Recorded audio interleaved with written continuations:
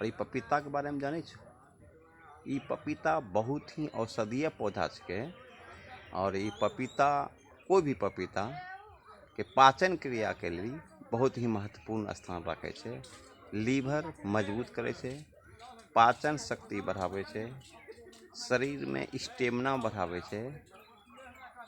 और कभी कभी अपने देखबे कि डेंगू एहनो बीमारी जब पकड़े छे तो प्लेटलेट बहुत डाउन भए जाए छे। यह अवस्था में पपीता के पत्ता के रस पिला के ओकरो प्लेटलेट बढ़ावे छे।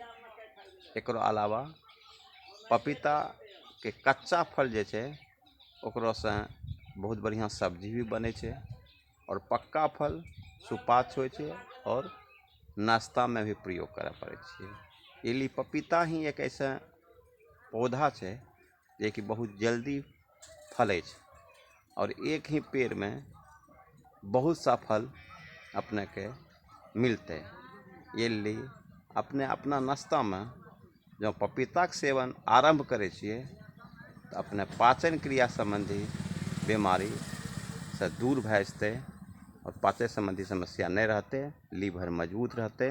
ये लिए अपने पपीता के सेवन जरूर करिए। धन्यवाद।